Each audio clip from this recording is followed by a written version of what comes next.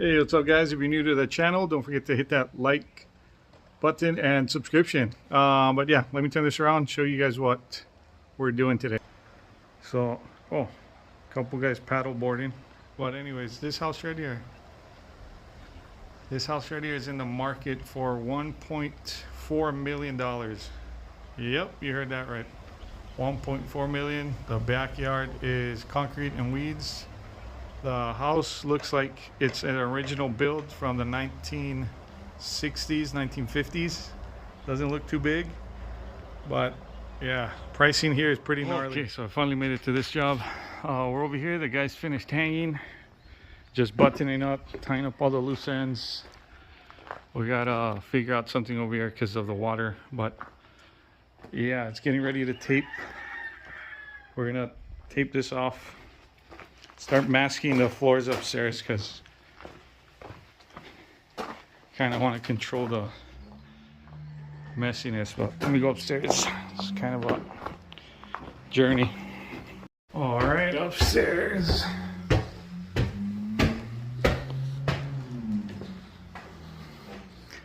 Over here, Mark, Carlos and TJ were practicing to hang by themselves. They started this little room. That's why there's a rip there.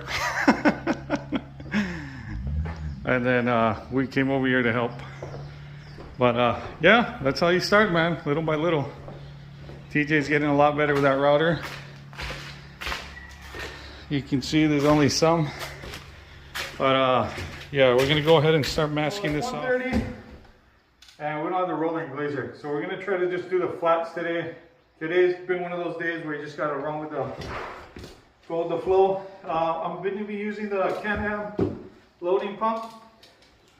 The special thing about this pump is with this lever you can transition from this to this, which is perfect because this you can do angle box or tape.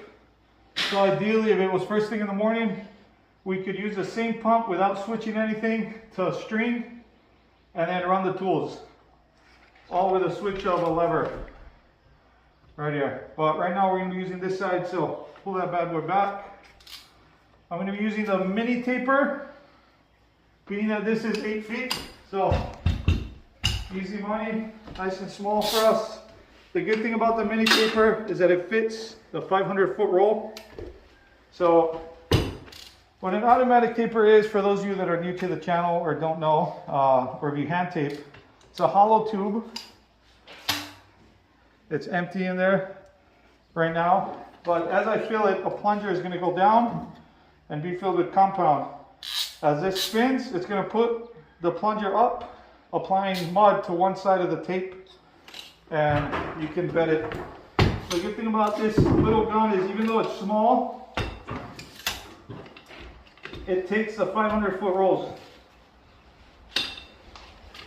So you're going to want to place the roll in.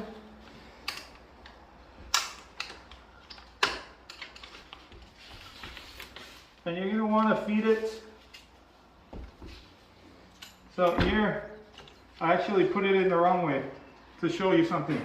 If you put it in this way and the paper tape is like this, whenever you go with the sleeve, your hand is right there. And this may not look sharp, but if you're jamming, this is going to totally paper cut. So you're going to want the tape to go this way.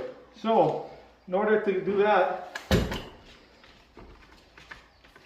you're going to have to switch the position of that tape to this side. It would be a lot easier to show you if I had a gooseneck on this bad boy, but that's the only disadvantage about this pump, is since there's no gooseneck, you can't just stand it and rest it on that gooseneck. But now you can see the difference of the tape. It's not on my fingers, it's away. So now perfect, ready to go. All you do is slide this in. You're going to want to close the gate in order to fill it. Once it's closed, all you do is this right here. You want it to go into that little hole. You want to create pressure. And you want to keep your fingers here. Don't just leave it here and just pump away, because you're going to jam your jam your fingers. So place it here and be aware. Be aware of how fast you're pumping and what's going on. So right here I could already tell that it's right there. So now you can see the pump right there. All you do is turn it around, open the gate, push this down, make sure this engages. So when it turns, you're good to go. And you want to cut that first piece. Now you're ready. So like I mentioned, we're just going to do flats today. We don't have enough time. So, it's okay if it's a little long. You can always bring it down. Ideally, you want someone wiping right behind you so you don't cross. But since Carlos is on the camera, he doesn't mind. I'm going to cross the joint. But I'm going to go ahead and string out a full bazooka so you can see how much you can cover with this little gun. I personally really enjoy this little gun. It comes in super handy, and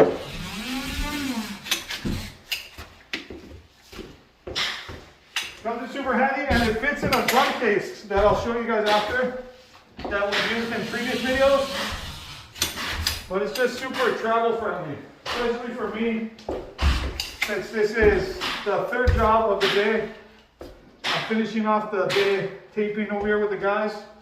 It's perfect for me because everything fits in that one case. Unfortunately, I thought the roller and blazer was inside, but I forgot that we took it out. We took it out for the last time we used it on another job. But you can see you can get pretty far with this. Oh, sorry, just dirtied the milk water. We're going to do a video on that one too. I just got the Columbia, the first coat nail spotter, screw head, filler, whatever you want to call it.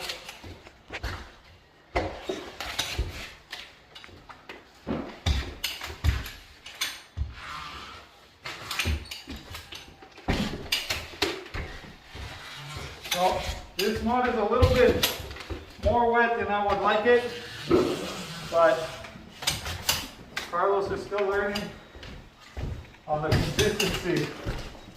So you gotta start somewhere. But yeah, usually I like it a little bit more stiff. That way I don't make as much of a mess, especially since we dropped plastic. So that's it. That's a full gun. That's how far you can get with one fill. Okay, Carlos here is taking a towel bath. But anyways, so this is our favorite wipe down knife. It's a plastic one. I'll put the link in the description. All I did was I put it into like a sprinkler pipe, and it's perfect. So all we do is wipe and then straight to bucket. So I'll shoot Carlos doing that last one, but yeah, it goes by fast. I did all of this in under an hour. We're done with all the flats. Just got this little bathroom left, and we're gonna make sure the corners are nice and clean. So tomorrow this is gonna be dry. We can run the box, and then I'll just finish up all the corners tomorrow when I bring the roller and glazer. But let me pass the camera to Carlos so he can shoot me finishing up that last one. I'll add a link of how to run the bazooka. This is more of a quick overview, but what you want to do is you want to start it with a little bit of tape. So about 3 inches with mud on it already.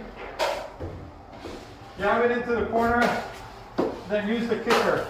And now you want to run one side. You don't want to run it flat like that, because then you're gonna get a lot of that, a lot of dropping. So you're gonna want to write it on one side only, nice and flat, as straight as you can. You stop about 3 inches, completely stop, pull down, and then follow through. Boom. So that should hold up more than enough time for someone to come wipe it. So yeah, we like this one because all you do is, you can take it off if you want. It's kind of dirty, but if I wanted to do the walls, take it off through the walls of the pan, shove it back in there. Again, the mud is a little loose because Carlos wanted to take a bath with mud today. End of the day, but you got it. Works out great, and you don't have to overreach. If you're tall, the only thing is, if I had a pan in my hand, this is the perfect height to just do it off the ground too. So it'd be easier.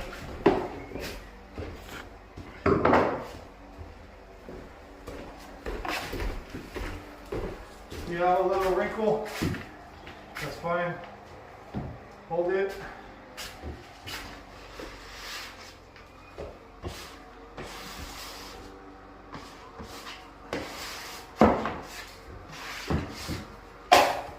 Wow. Yeah, so this ceiling had crazy amount of truss changes going on over here. So we did what we could. But Amar is putting in the corner bead, super tight. So what we like to do is we like to use this miter right here. Saves a bunch of time. That is by far the best staple gun on the market for vinyl corner bead. Lasts forever. Lighter to squeeze, and it's just all around a lot better.